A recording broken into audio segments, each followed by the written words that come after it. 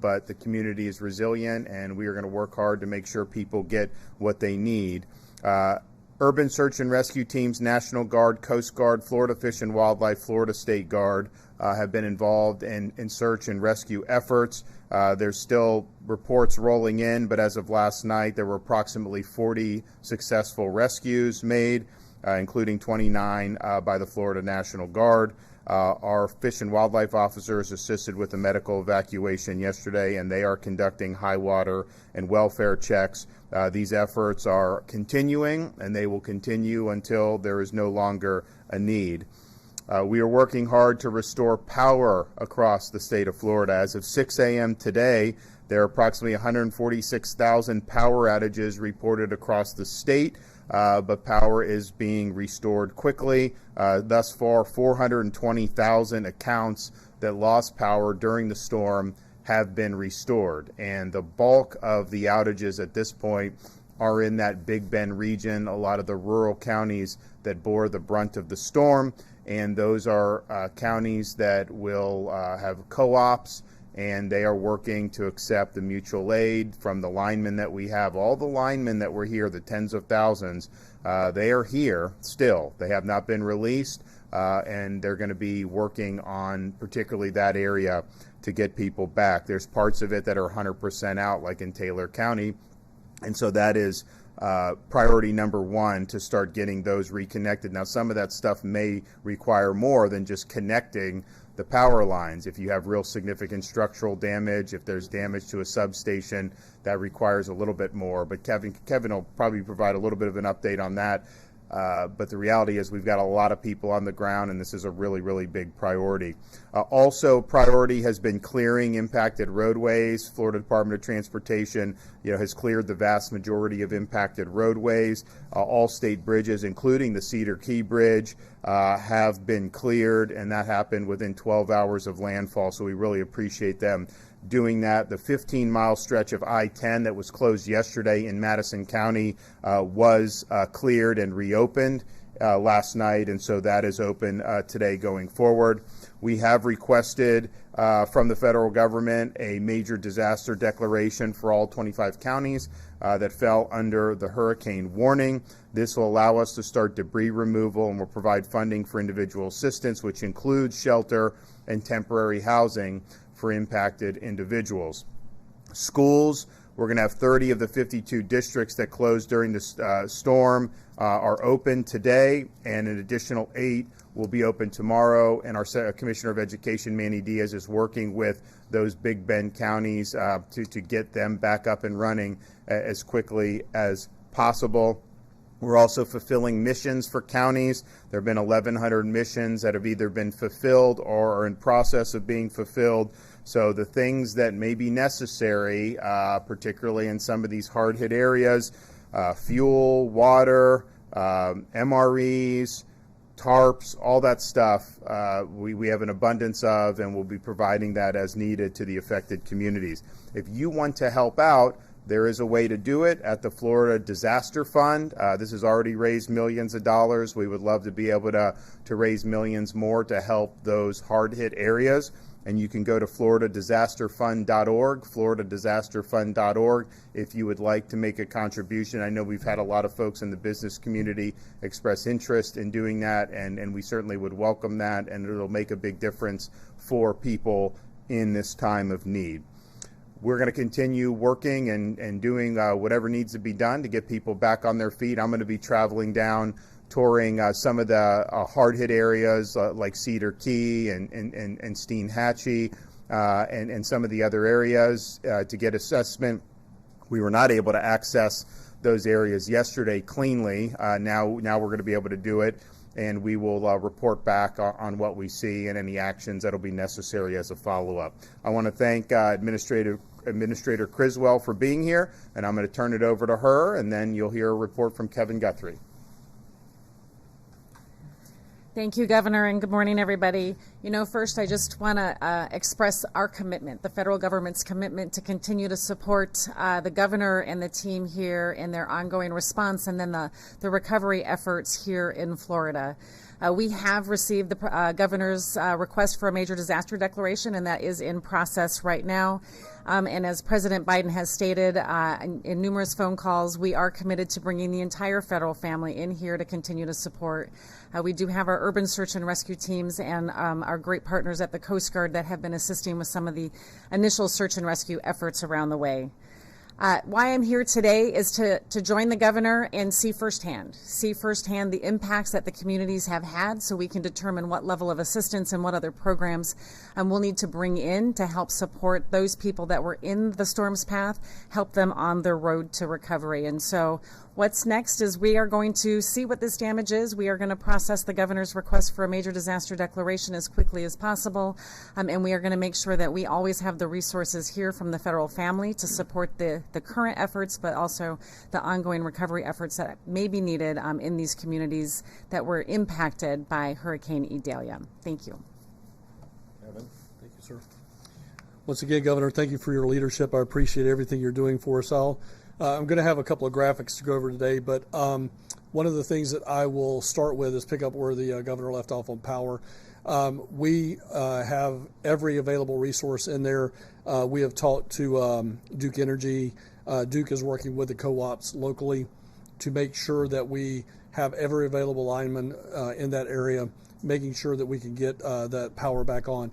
I think some things to set some expectations. This infrastructure grid is completely different than the infrastructure grid that is in Lee County, Fort Myers, and that greater Lee County area. Lee County is obviously a core urban type issue. This is a issue where we have miles and miles and miles of rural area that may service one or two residents. So we have more than enough people to restring all the line. But again, it's going to be a little bit different look, a little bit different feel. We may only be able to bring on a handful of customers with a 10-mile stretch of line. So we are going to do it. We're going to get it done. I told the governor we're going to try to get the majority of people back on in the next 48 hours. But we will be constantly in contact with Duke Energy, Melissa, and then Mike Borkland with the Florida Co-op Association. Today I want to talk more about what it is that you should be doing now that the disaster has hit and you are getting ready to start taking your debris to the edge of the roadway. It will help us immensely. It'll help your local governments immensely, the solid waste individuals, if you will separate your debris at the roadway. When you put it at the roadway, number one, don't put it in the road, put it at the road's edge. We need to be able to get up and down the roadways with emergency vehicles and other crews as we need to. So make sure you separate your interior debris removal. These are your sofas, your couches, the bedding, things of that nature. Put it in a pile. Put your muck and gut. So what do we talk about muck and gut? This is the mud that came in your home.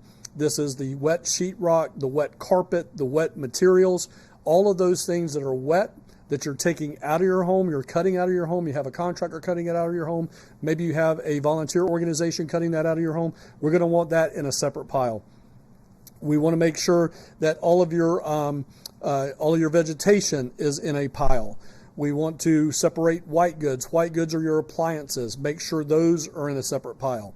And then the last pile that we talk about is your clean and sanitized household hazardous waste. If you've got cleaning materials or something like that that have become damaged, this includes paint cans, anything that has some type of hazardous situation to it, we're going to want that in a separate pile. So please make sure that that is all done. When you gut those flood structures, if you're doing it yourself, highly recommend that you go probably 6 to 12 inches above the watermark. Before you do that, take a picture of it. Make sure you take a picture of that internal watermark inside your home. Take a picture of it outside your home. But make sure you go above the line. Don't go right at the line. Go above the line. You're going to want to dry out those studs. Make sure you clean those studs appropriately before you start sheetrocking back in. Again, clean and sanitize everything. I was talking to the Deputy Surgeon General, Dr. Ken Shepke. You don't want to be walking around in brackish water. There are, diseases and whatnot that can be in that particular water. You want to make sure that You clean and sanitize everything in your home, so please make sure you do that, and then reinstall and replace as needed. So we're going to talk more in the coming days about recovery things and recovery tips that you all can do better for yourself at the house, and how to get that stuff accurately to the road's edge. We have received more than 1,000 missions. And the men and women behind me in this room are either actively coordinating or have completed those 1,000 missions. We have completely closed out 275. Now, I don't want you to think that we have, well over 800 or so. They're just kind of flailing around out there. What that means is, when we say it's completed, that means it is completely done, demobilized, back home, and we are actually doing invoices and paying for that. So completed means it is completely done. It doesn't mean that people are still mobilizing and getting to wherever they need to get to. It means that it is completely closed out. Search and rescue operations remain ongoing with the support from the Florida National Guard and law enforcement partners. I want to thank the general staff, also Executive Director Roger Young's staff at FWC. Those guys have been doing some really, really great work over the last 48 hours. So thank you again, General. At this time, no deaths have been reported to the Medical Examiners Commission. No deaths. The governor and I really hit that hard. Evacuate, evacuate, evacuate. If you need power, please evacuate. So it seems that people have heeded that call, and we're grateful for that. The State Emergency Response Team is continuing to working to meet the needs of survivors, supporting our responders, and continuing recovery efforts in these communities. We have a recovery team embedded in the EOC behind me, working with our FEMA counterparts to expedite recovery processes and ensure we can assist the Big Bend with needed recovery efforts. We are working very closely with FEMA to establish recovery resources, including disaster recovery centers, mobile registration intake centers, and even disaster support assistance teams disaster survivor assistance teams in these locations. After disaster, scammers often attempt to take advantage of survivors. I encourage everyone impacted by Idalia to be vigilant and report any suspicious activity or price gouging to the Attorney General's office. Please do that.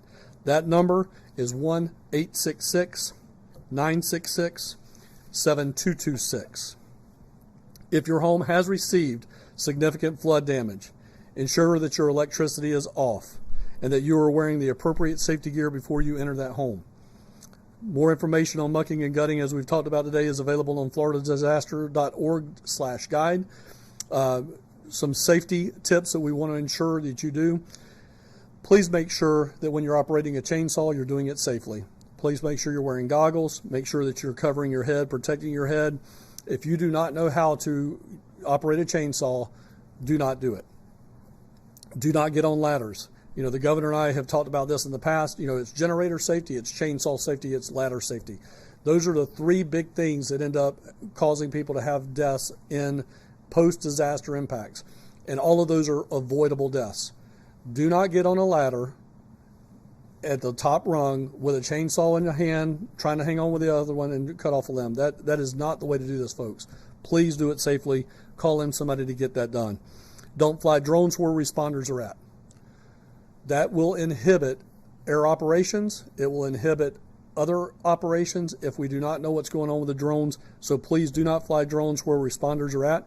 We've talked about generator safety, 20 feet away from all open windows and open doors. That includes your garage. Do not open your garage and run a generator in your garage. Get it away from your home. And volunteer organizations. Volunteer organizations are your best bet for getting assistance on chainsaw operation, debris removal on your private property. That can all be done through our website here, as well as Volunteer Florida. We have right behind me, right behind where we're standing, is a room full of volunteer disaster organizations that are ready to come and help you. So please make sure you reach out to us, or to your local emergency management agency for a list of volunteers that are willing to come and help you at your home. Thank you, Governor. And I just want to reiterate something that Kevin said about the evacuations and listening really to the local officials. I think those officials in those really hard-hit counties, I think, did a good job.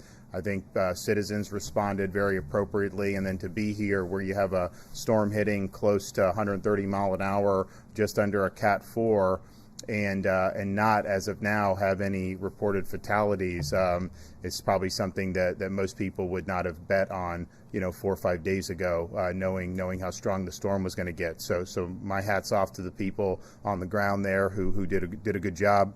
And also, just it should be said that this was a pretty solid forecast. If you look, we were back here this weekend, and it was a Big Bend impact, and there was a little variation along the Big Bend, but the bottom line is these forecasts were pretty doggone accurate, particularly compared to what happened with Hurricane Ian, where we went in a matter of 48 hours to potentially having a Big Bend impact, and then all of a sudden, migrating all the way down to Southwest Florida. This one was there. It was keyed in, and it was very, very accurate. So I appreciate that, and that was great. Okay, do we have any questions? I know damage assessments are ongoing, but is there any damage you're finding to state buildings, including prisons, in the past? I don't think so. Do we have any? Not reports yet. I mean, the storm just went through yesterday, so I think today will be an important day to be able to get around and look at everything and get a better assessment, but there's not been any specific report about any state buildings. Describe the damage that you saw yesterday and compare that to Hurricane Ian last year. Well, what I saw was just a lot. I mean, there's a massive amount of debris because you have a lot of trees in this part of the state. And there were trees knocked down. They would knock down power lines. There were branches and all kinds of stuff kind of everywhere. You did see structural damage to buildings. I saw roofs torn off of businesses. We saw other types of hurricane damage. There's no question. Ian was different because where that hit, you saw the boats. It would take boats and move the boats, hundreds of yards, even thousands of yards, and they'd just be in the middle of a field somewhere. And you're like, how does that happen? And so that was, I think, a level of power that it came in basically at a Category 5. And then it was in a much more populated area. So more opportunity, I think, to have destruction, whereas I think this one, there was definitely a lot of destruction, but it was so much debris and so much woods, and that's just going to require a lot to be able to clean all that up. It appears that most of the power outages are in about 6 to 8 counties, and the state believes that we can have power restoration within the next 48 hours throughout the region. So the outages are primarily the Taylor, the Madison, a little bit of Levy, Sewanee, Dixie, Wakulla, those types of counties, basically right in the path of the storm. And so what Kevin said yesterday is that there would be significant progress within 48 hours. I don't think that we'd be in a position to say that it could be fully restored just simply because if there's structural damage, you have to rebuild some of that stuff. If it's reconnect, we've got the people there. That's going to be able to get done. If it's rebuild, there's just more that goes into that. But suffice it to say, for the number of customers that are out, to have 146,000 out and us to have tens of thousands of additional linemen, that's a pretty good ratio. So I think people could rest assured that there's a lot of resources being put on this mission to be able to get them up and running as quickly as possible. Just to be clear, did the state ask FEMA for 100% reimbursement on Cat A and Cat B, which is the debris removal and extra help and whatnot? What was our request for? Our request at this time was for an expedited major assistance declaration, and then we will write. Once we get that, then we'll go back into writing letters about requesting additional assistance. Yes. All right, well, we're going to head down. The administrator is going to join us, and so we're going to hit a lot of the most significantly affected spots, and then we will be back in Tallahassee later today. But I just appreciate everybody who's working hard on this. There's still a lot of work to do, but there's been a lot of good stuff that's been done, so thank you.